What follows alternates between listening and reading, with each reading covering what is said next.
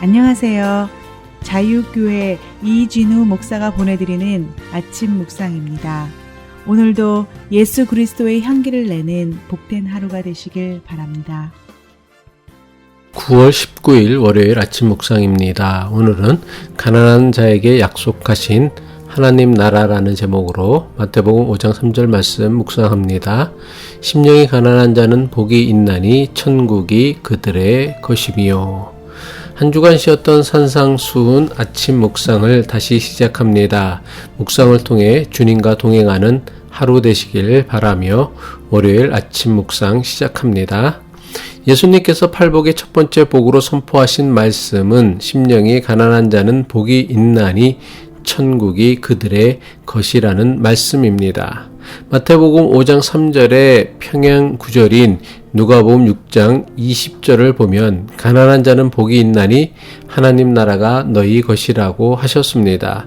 누가복음 6장 20절의 말씀이죠. 예수께서 눈을 들어 제자들을 보시고 이르시되 너희 가난한 자는 복이 있나니 하나님의 나라가 너희 것이며.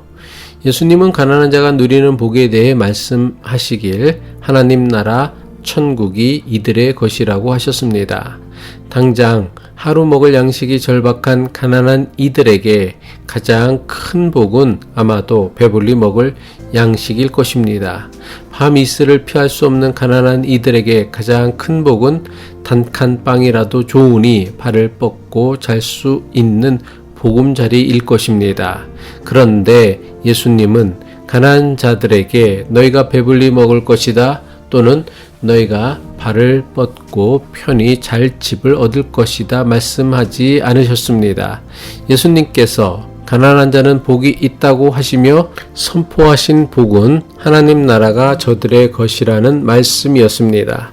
예수님은 왜 하루 먹을 양식과 당장 마실 것을 걱정해야 하는 가난한 자들에게 배불리 먹을 양식 대신에 하나님 나라가 저들의 것이라고 말씀하신 것일까요? 물론 가난한 자들에게 가장 시급한 것은 당장 배불리 먹을 양식임에 틀림이 없습니다. 하지만 하루 양식을 얻는 것으로는 가난한 자들의 근본적인 문제를 해결할 수 없습니다. 그러니 하루 먹을 양식을 주신다고 이것이 가난한 자들에게 복이라고 할 수는 없습니다. 가난한 자들에게 진정한 복이란 저들이 겪고 있는 가난의 문제를 근본적으로 해결할 수 있는 하나님 나라가 필요했던 것입니다. 가난은 나라님도 구제 못한다는 말이 있습니다. 이것은 가난에 대한 책임을 국가가 아닌 개인의 책임으로 돌리려는 매우 나쁜 생각이며 말입니다. 국가가 앞장서서 도와주면, 그 사회의 공동체가 앞장서서 도와주면 최소한 굶어서 죽는 가난한 사람은 없을 수 있습니다. 하지만 욕심에 의해 움직이는 세상 나라로는, 돈에 의해 움직이는 세상 시스템으로는 가난한 자들의 문제를 해결할 수 있는 길은 그 어디에도 없습니다. 예수님은 욕심과 돈에 의해 유지되는 세상 나라의 시스템으로는 가난의 문제를 해결할 수 없음을 너무나 잘 아셨습니다. 예수님은 가난한 자들의 문제를 해결할 수 있는 유일한 길은 하나님 나라와 하나님의 의가 이루어질 때만 가능하다는 것을 아셨습니다. 그래서 예수님은 너희는 먼저 하나님 나라와 하나님의 의를 구하라고 가르쳐 주신 것입니다. 하나님의 의가 이루어지는 하나님 나라가 도래할 때만 비로소 불공평과 차별 그리고 빈곤으로 인해 벌어지는 모든 문제를 해결할 수 있게 됩니다.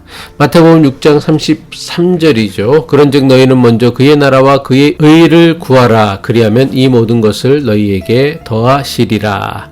그럼 누가 하나님의 의가 이루어지는 하나님 나라를 소원하며 하나님 나라가 이루어지길 원할까요?